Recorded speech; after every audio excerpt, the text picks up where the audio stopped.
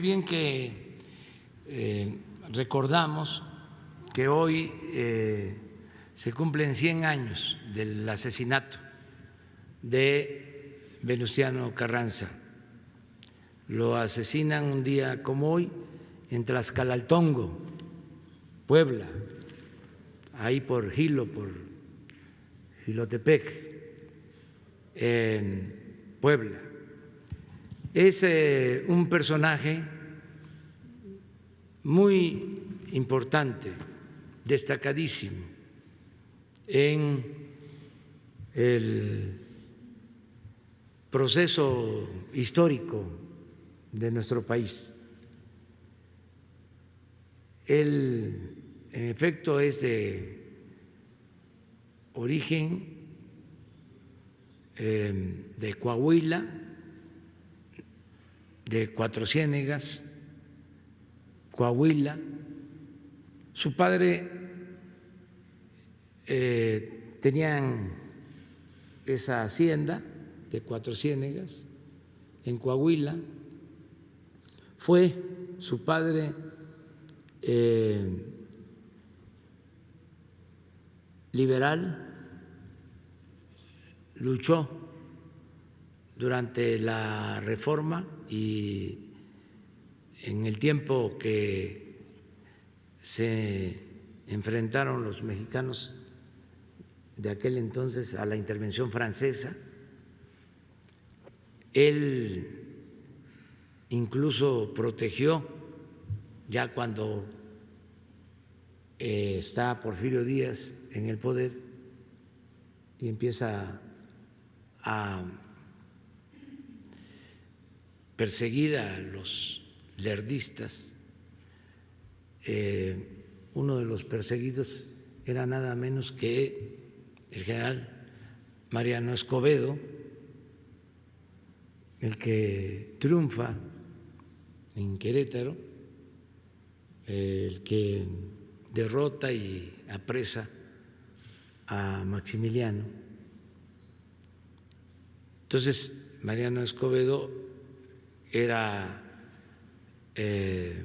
secretario, ministro de guerra de Sebastián Lerdo de Tejada, era parte de su gobierno y se van al exilio, los expulsa Porfirio Díaz, que llega a la presidencia con la bandera de la no reelección.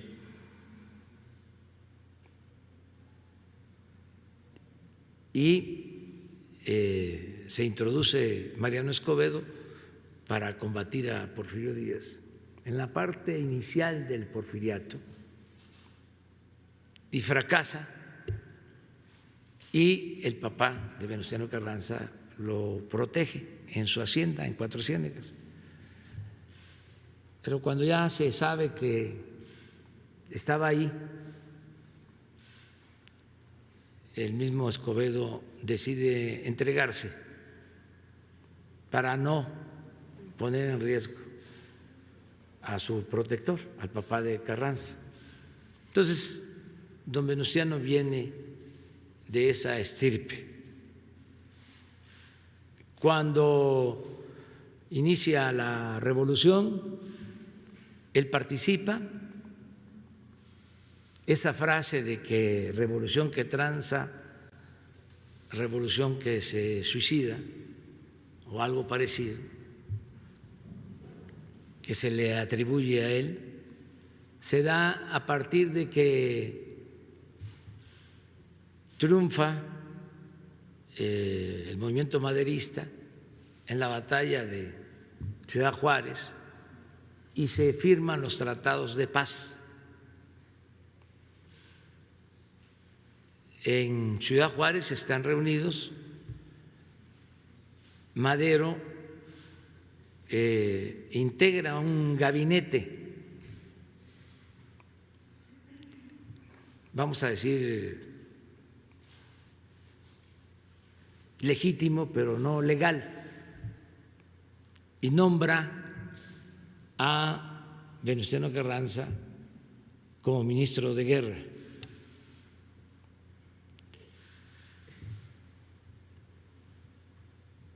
como se firman los tratados de paz, ahí es donde Carranza da a conocer esa frase.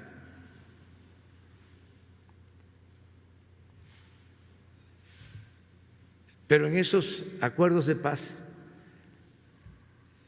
se llega a la decisión de la renuncia, de exigir la renuncia y la salida del país de Porfirio Díaz, que es cuando sale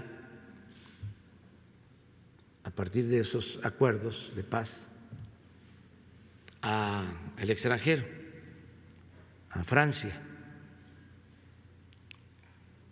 embarca en Veracruz y se va para no volver, allá fallece en París y allí está, ahí están sus restos. Entonces,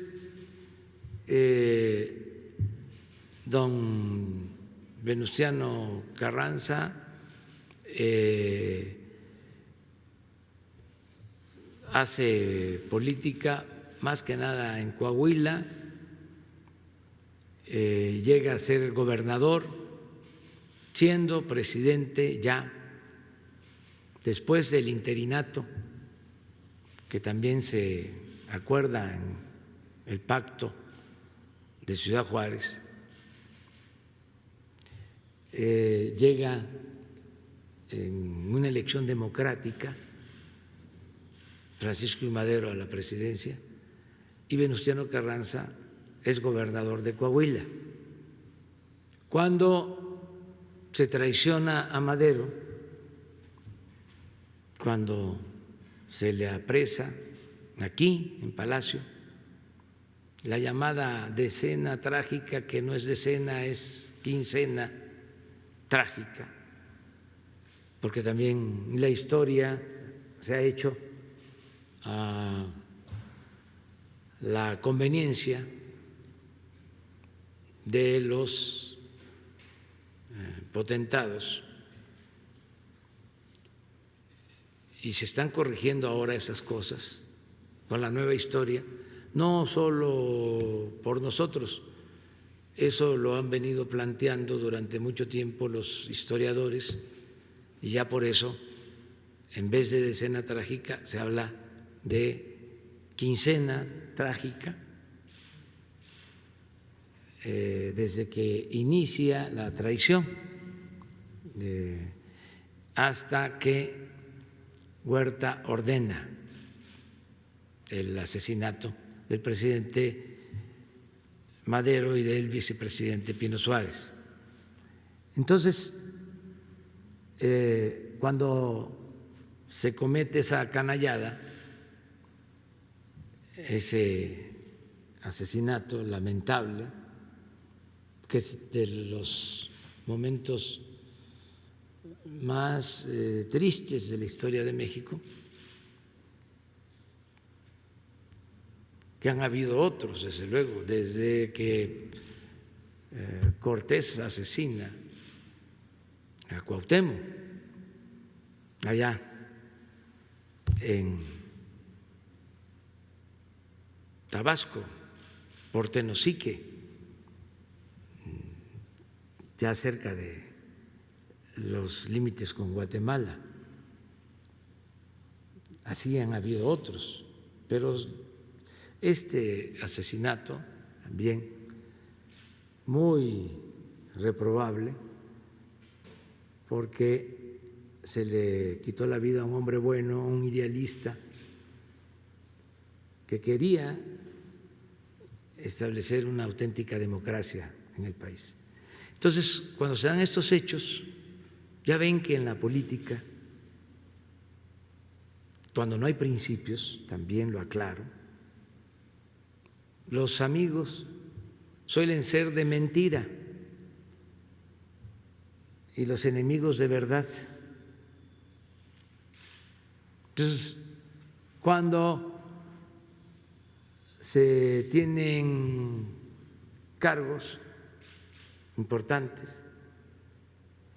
Suele pasar de que llegan muchos amigos, pero a la hora de las definiciones son pocos o también muchos los que demuestran que son amigos, que son compañeros de lucha, que son aliados. Donde hay más traición siempre es arriba, en la llamada clase política. El pueblo no traiciona. Bueno, eso es lo que yo tengo de experiencia. A mí quien me ha sacado a flote, quien me ha salvado siempre, ha sido el pueblo. Me han ayudado y han sido solidarios muchos de los que hemos luchado, pero en momentos difíciles son pocos los de arriba que se definen. ¿Qué pasa cuando asesinan a Madero? De todos los gobernadores, de todos, además que habían entrado muchos por el triunfo revolucionario, impulsados por el movimiento maderista. Pues cuando asesinan a Madero se quedan callados. Y el único gobernador que se rebela es Venustiano Carranza. Al principio, luego Maytorena de Sonora.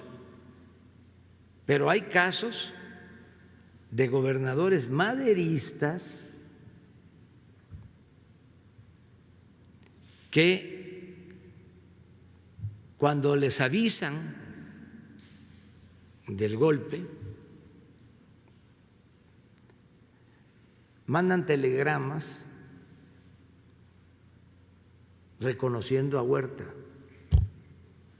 Ya ni les digo también los reconocimientos de embajadas y de otros países. Pero bueno,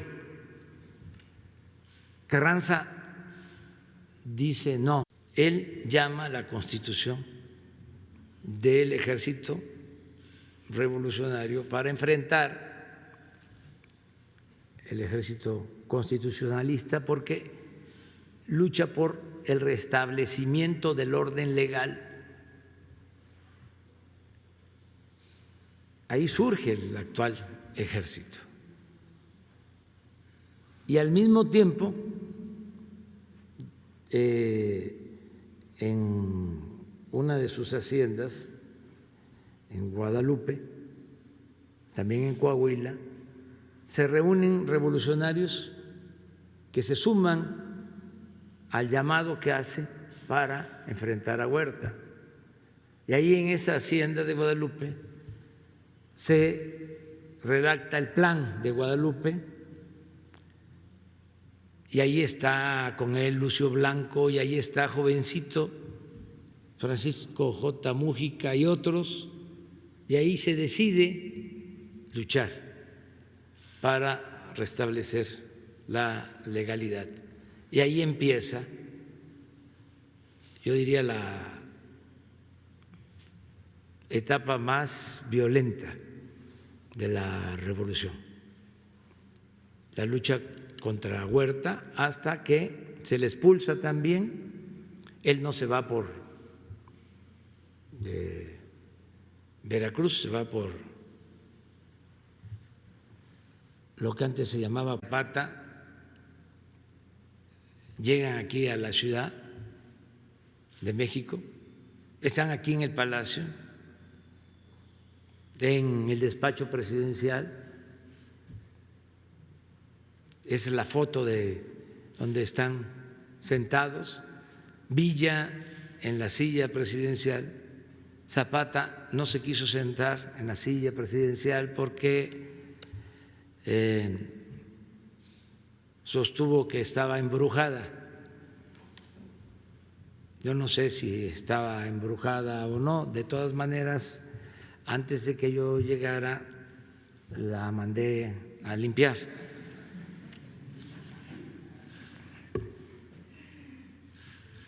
Entonces, cuando Villa y Zapata toman la Ciudad de México, Carranza se retira a Veracruz. Y es muy interesante porque por la presión que ejerce el movimiento zapatista, el villismo, don Venustiano aprueba la ley agraria del 6 de enero de 1915. Esto se hace en Veracruz, entregando la tierra a los campesinos.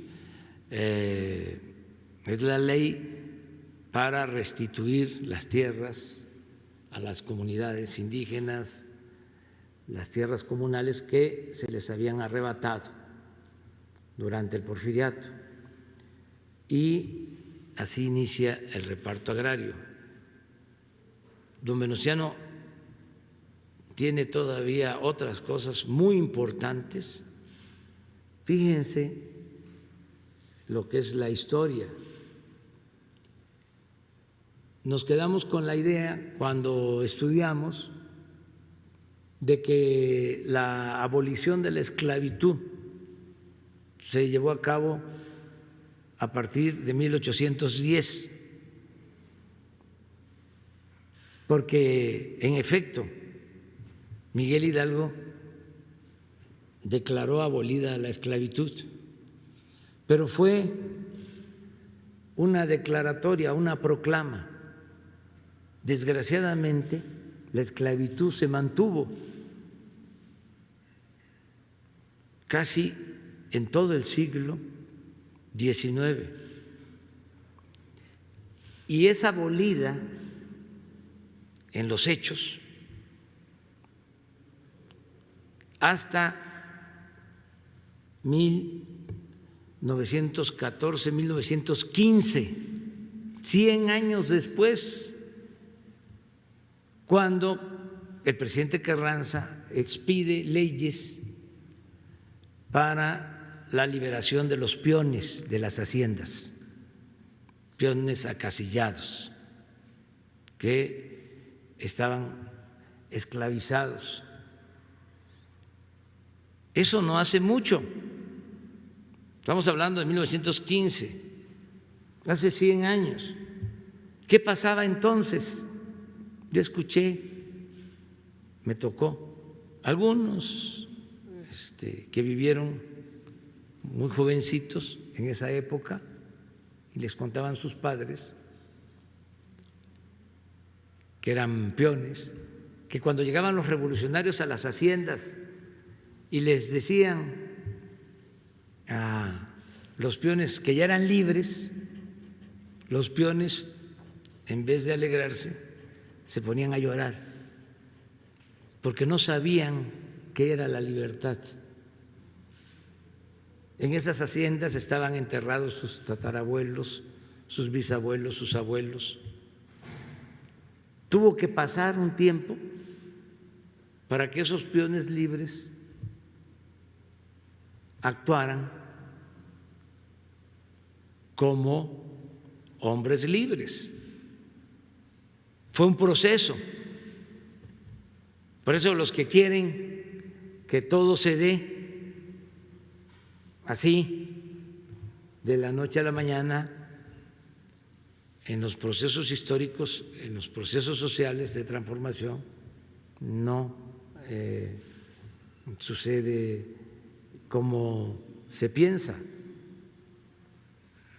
Lleva tiempo. Eso sí, se va avanzando, como ahora que estamos en un momento estelar de la historia por el nivel de conciencia ciudadana que se ha adquirido en México. Bueno, se debe a don Venustiano la verdadera abolición, la real abolición de la esclavitud. Y se debe a don Venustiano también el artículo 27 de la Constitución de 1917. Y sobre todo se le debe a él el principio de que los recursos naturales, el petróleo, es, de acuerdo al artículo 27, desde 1917, propiedad de la nación, porque no estaba así.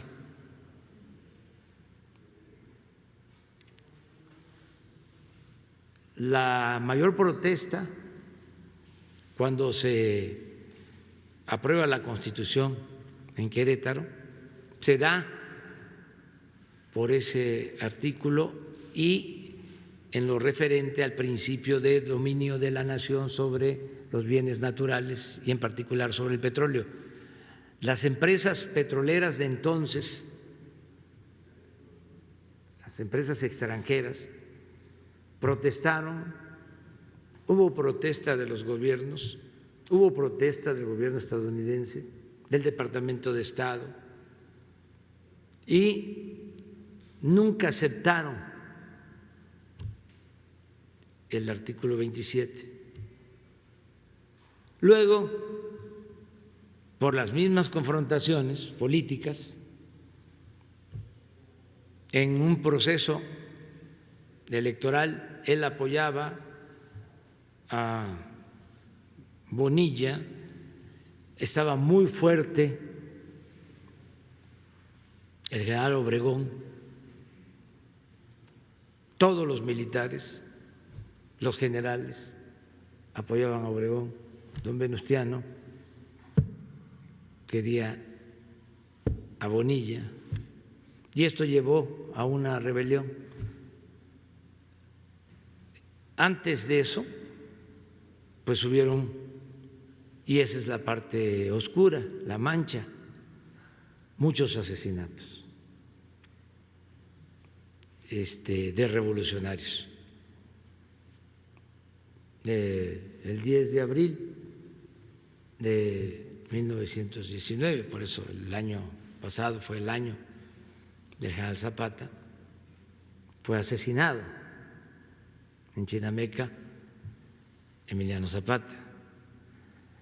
Entonces, antes también otros, los que habían participado en el asesinato de Francisco I. Madero, unos se fueron al exilio. Bueno, el caso de Huerta se fue al exilio, muere en Estados Unidos, allá estuvo en prisión y está probado que murió de cirrosis. Otro revolucionario,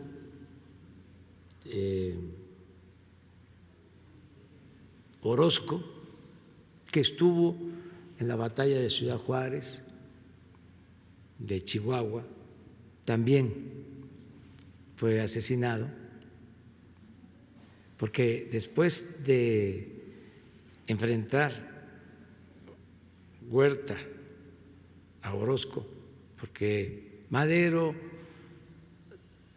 se entrega a los brazos de los militares ya en la desesperación, cuando se produjo una crisis,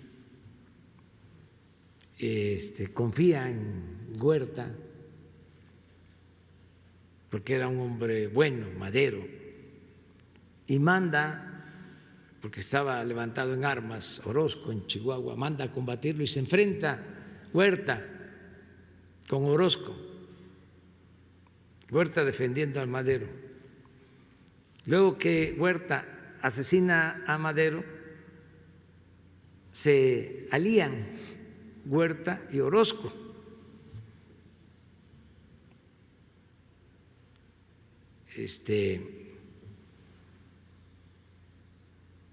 Sí, así fue.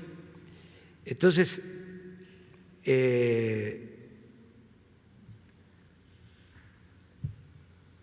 y Orozco es asesinado también en la frontera, y así muchos. Blanquet, que también había participado en el asesinato de Madero, es también perseguido y lo asesinan en Veracruz.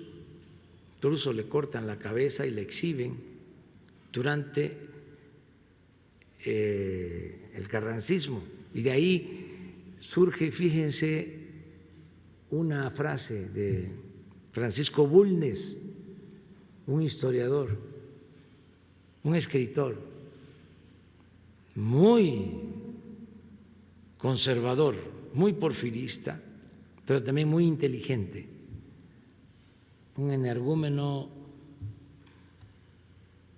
muy inteligente. Él dice, cuando están estos ajusticiamientos, dice: el carnicero de hoy será la res del mañana,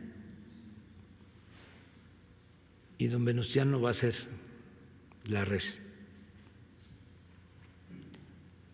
al paso del tiempo. Y así fue, desgraciadamente. En 1920 hay esta ruptura, él tiene que salir de aquí, de México, en tren, y lo van siguiendo, bloquean las vías. Él iba a Veracruz a sostener el gobierno desde allá, y ya no puede seguir en tren a Veracruz, y sigue hacia la costa a caballo, y llega allí a Tlaxcala-Altongo, a esa región, y está dormido una madrugada, y ahí lo asesinan, a don Venustiano Carranza. Entonces hoy cumple 100 años su asesinato. Hay cosas muy buenas, muy buenas. Yo diría que pocas cosas malas, desde luego manchas, pero qué bien que nos damos tiempo para tratar estos asuntos, porque si no sabemos de dónde venimos, cómo es que se han dado las cosas en el país, pues no vamos a entender lo que está sucediendo ahora y lo que va a seguir pasando. La historia es la maestra de la vida, decía Cicerón. Hoy, terminando la conferencia, vamos a tener un acto para recordar a Venustiano Carranza. Aquí en el patio central del Palacio, el director del Instituto de Investigación sobre las Revoluciones de México va a dar un discurso. Él es un profesional, es un historiador. Él va a exponer lo que fue don Venustiano Carranza. Invitamos al gobernador de Coahuila que nos acompañe el día de hoy, y vamos a tener esta ceremonia. Jefe de la Nación, mi segunda pregunta. Quisiera saber si usted se atrevería a leer el libro de Decisiones Difíciles, toda vez que el autor vuelve a insistir en ese libro, después de una ojeada que le di, en que usted mintió que él ganó esas elecciones. Cabe señalar que ese autor fue secretario de Energía. Y en ese ojeo que hice a ese libro, me llamó la atención el tema de seguridad, en donde escuetamente toma la decisión de designar a Genaro García Luna por el expertise, según él dice que tiene Genaro García Luna, pero nunca da a conocer o información por qué se le murieron 2 secretarios de Gobernación y un zar antidrogas. ¿Usted se atrevería a leer ese libro de ese personaje? Pues sí, pero pues ahora no tengo tiempo, la verdad. Estoy leyendo otras cosas, y además y escribiendo. Hace poco di a conocer un ensayo sobre la nueva economía, la economía moral, y sobre todo estoy trabajando. Mi trabajo tiene que ver con la teoría y con la práctica, con el pensamiento y con la acción, pero más